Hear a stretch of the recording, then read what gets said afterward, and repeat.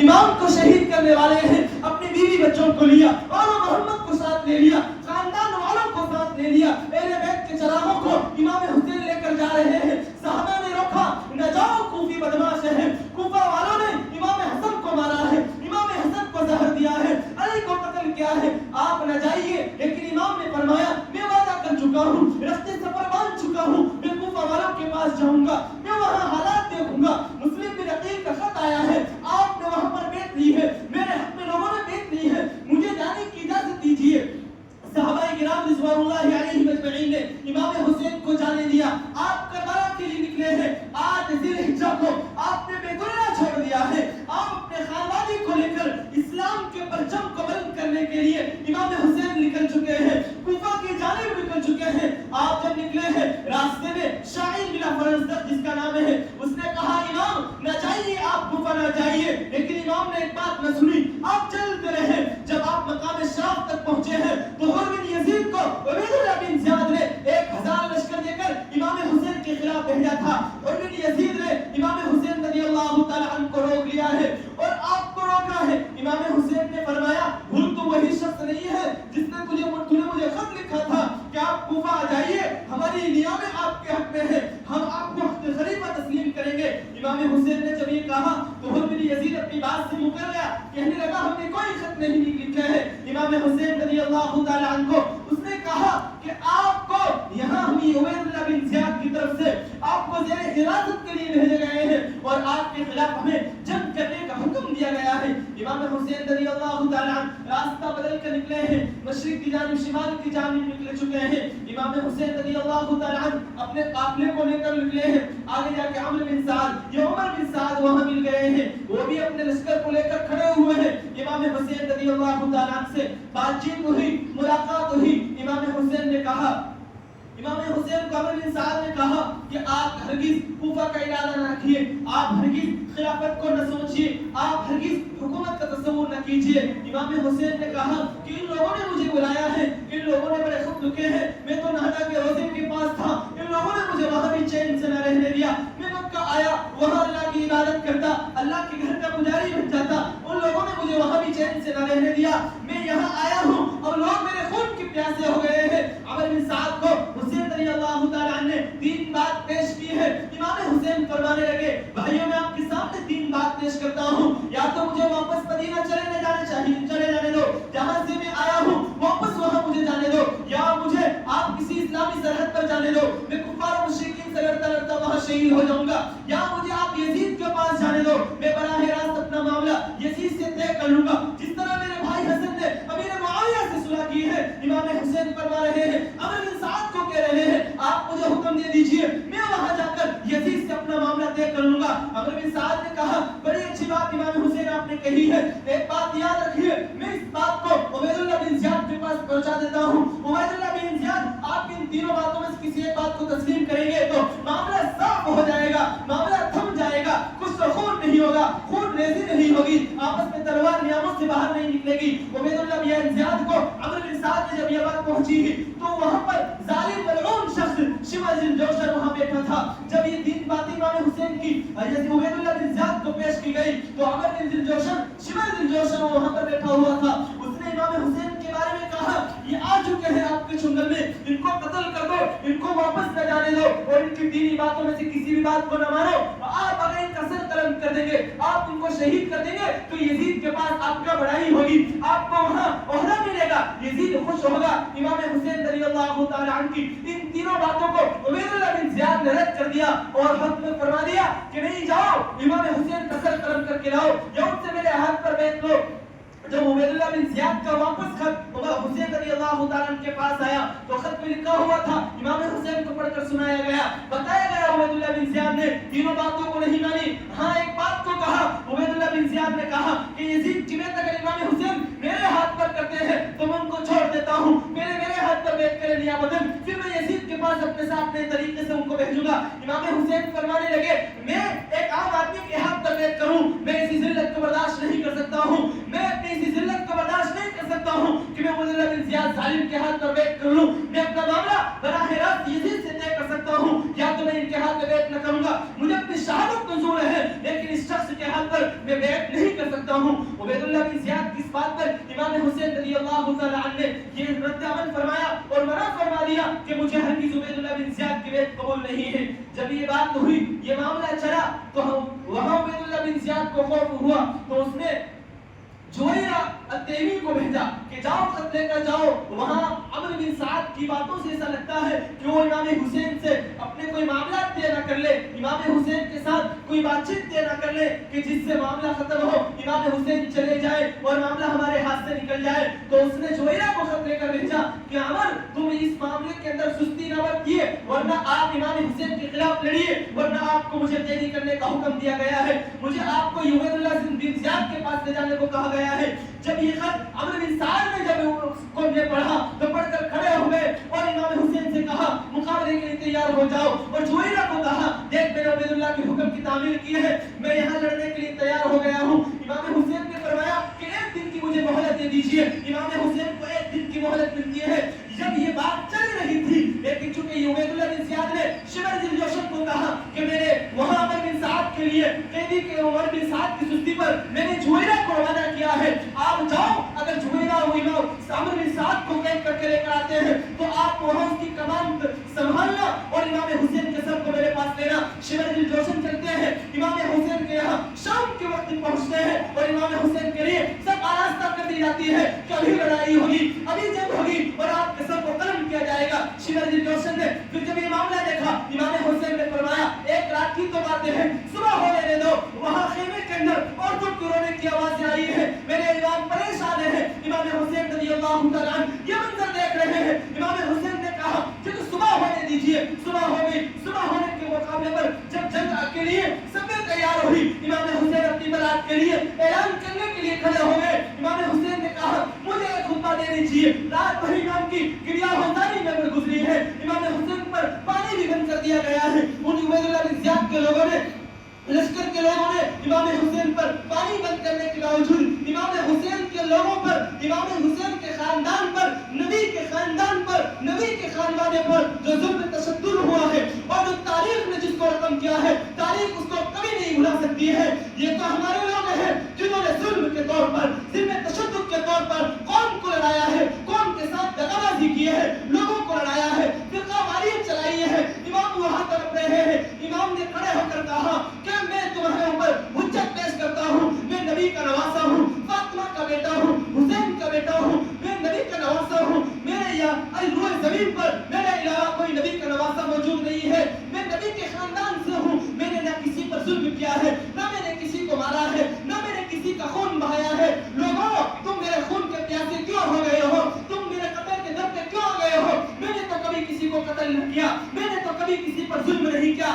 آج تم میرے خون کے پیاسے کیوں ہو؟ امام حسین رضی اللہ تعالیٰ عنہ نے پھر نام بنام پکارا کہ لوگوں کوفیوں تم نے مجھے خط لکھا ہے، میں نانا کے روزے پر تھا، تم نے مجھے چین سے نہ رہنے دیا، میں یہاں آیا ہوں، بتاؤ تم نے مجھے خط لکھا ہے، آج تم میرے مخالف کیوں ہو گئے؟ لوگ انکار نہ کرنے لگے. امام حسین نے پھر نام بنام خط لکھائے ہیں، دیکھو تمہارے خط میرے پاس موجود ہیں، آپ نے خط بھیجے ہیں، میں یہاں آیا ہوں. امام کو فرمانے لگے حضرت ہم نے خط لکھا ہو بات لگے ہیں، لیکن اب ہم آپ کو یا تو آپ یزید کی بیعت لے لیجئے عبید اللہ بن زیاد کے ہاتھ میں، یا آپ لڑنے کے لیے تیار ہو جائیے. امام حسین نے کہا میں ہرگز عبید اللہ بن زیاد کی بیعت نہیں لوں گا، میں لڑوں گا. لڑ کر لڑنے کے لیے امام حسین تیار ہوئے ہیں. میدان کارزار پر دیکھو، ادھر خانوادہ رسول ہے، یہاں امام حسین کے ساتھ 72 ساتھی ہے. ایک ہفتہ امام حسین کربلا کے اندر رہے ہیں.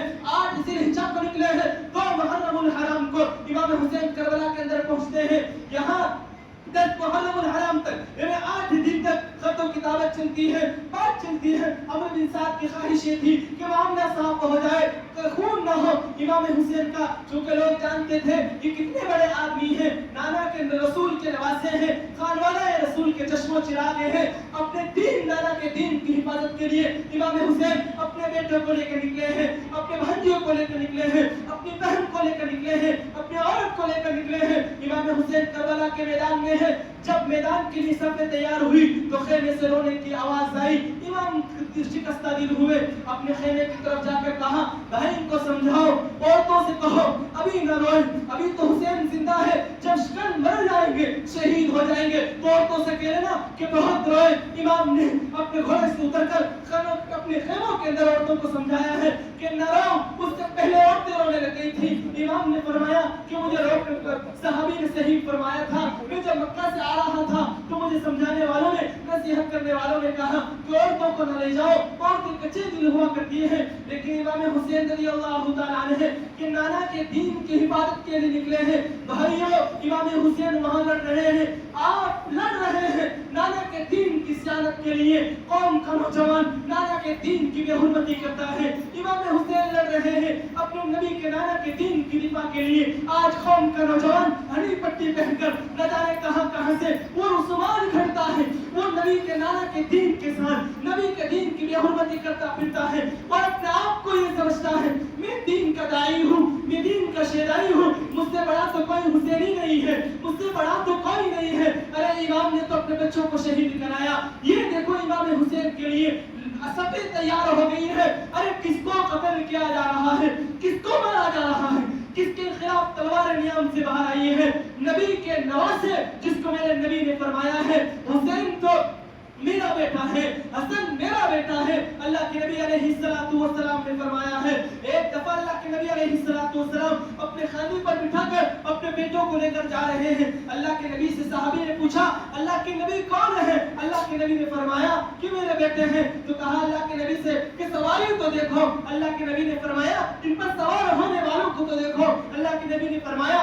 جو مجھ سے محبت فرماتا ہے, جو حسن حسین, میں حسن حسین سے محبت فرماتا ہوں, اور جو حسن حسین سے محبت فرماتا ہے میں اس سے محبت فرماتا ہوں, اور پھر جو مجھ سے محبت فرماتا ہے اللہ اس سے محبت فرماتا ہے, اور جس سے اللہ محبت فرماتا ہے اللہ تبارک و تعالیٰ اسے جنت دیتے ہیں. حضرت ابو ہریرہ رضی اللہ تعالیٰ عنہ فرماتے ہیں, مجھ سے مروی ہے, ان کے متعلق مروی ہے کہ حضرت حسین رضی اللہ تعالیٰ عنہ ایک دفعہ کسی جنازے سے تشریف لا رہے تھے. آپ کو تھکاوٹ تھی, آپ تھک گئے, ایک جگہ آرام کے لیے, استراحت کے لیے لیٹ گئے. حضرت ابو ہریرہ رضی اللہ تعالیٰ عنہ امام حسین کے پیر سے گرد صاف کرنے لگے تھے. امام حسین رضی اللہ تعالیٰ نے جب دیکھا کہ بوڑھے صحابی, بزرگ صحابی میرے پیر سے ہی گرد ہٹا رہے ہیں تو امام حسین کو ندامت ہوئی, شرمندگی ہوئی. امام حسین رضی اللہ تعالیٰ نے فرمایا ابو ہریرہ ایسا نہ کیجیے. ابو ہریرہ نے فرمایا کہ حسین جو مقام مجھے آپ کے بارے میں معلوم ہے, اگر لوگوں کو مقام پتہ چل جائے تو آپ کو کاندھوں پر اٹھاتے ہوئے لیتے ہوئے لوگ. یہ میرے نبی کے نواسے کا مقام ہے. سیدہ شباب اہل جنت کے کر پکارا, یہ نوجوانوں, جنت کے نوجوانوں کے سردار ہیں جن کو قتل کرنے والے شمر بن جوشن ہے, جس کو قتل کرنے والے عمرو بن سعد ہے, یہ جس کو قتل کرنے والے سنان بن انس بن نخی ہے. اس نے تیر مارا میرے نبی کے نواسے پر, آپ علیہ السلام رضی اللہ تعالیٰ عنہ کو تیر مارا, آپ گر گئے ہیں. شمر بن جوشن نے کچھ رفقا کو لے کر امام حسین کو تیر مارا. لوگ ڈر رہے تھے, ہر شخص یہ چاہتا تھا کہ امام میری تلوار سے نہ کٹے, امام میری تلوار سے نہ کٹے. لیکن شمر بن جوشن نے حکم دیا کہ اس نے براہ راست خود سر کاٹا. امام حسین کو سر کو کاٹنے کے بعد اس کو دشت میں رکھ کر عبید اللہ بن زیاد کے پاس لے کر گیا ہے.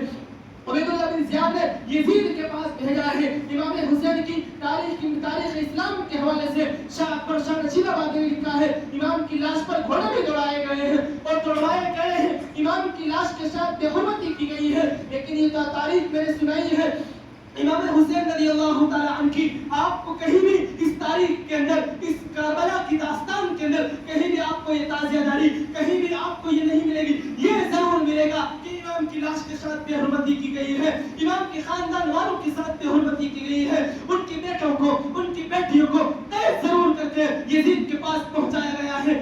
آج قوم کا نوجوان امام حسین کے نام پر وہ سبیلے لگاتا ہے, امام حسین کے نام پر وہ ان کے لیے روزہ بناتا ہے, وہ ان کے لیے تعزیہ کھڑا کرتا ہے اور یہ کہتا ہے میں اپنے امام حسین کی یاد میں کھڑا کر رہا ہوں. بتاؤ مجھے تاریخ کے بعد, امام حسین کے بعد صحابہ موجود ہیں, تابعین موجود ہیں, تابعین موجود ہیں, کہاں ہمیں یہ نظر نہیں آتا ہے. یہ 251 ہجری کے اندر یہ یزید معیز الدولہ کے دور میں, شیعوں کے دور میں یہ ایجاد کیا گیا ہے کہ اس نے اپنے دور کے اندر اپنی حکومت کے لوگوں کو کہا کہ تم امام حسین کے نام پر یہ بالوں کو نوچو, اپنی دکانوں کو بند کرو. یہ شیعہ کے لوگوں نے سنی اور مسلمانوں کو بدعتی کو درمیان سے لڑایا ہے, اور جو ہمارے درمیان جو محبت تھی, جو اخوت تھی, جو بھائی چارگی تھی, اس کو نفرت کے اندر تبدیل کر دیا ہے. قوم کے نوجوانوں کو فرقہ واریت پر لڑا کر کر کھڑا کر دیا ہے جس کا تاریخ سے کوئی سروکار نہیں ہے، اور نہ آج کا نوجوان جس کو نہ تاریخ سے کوئی سروکار ہے،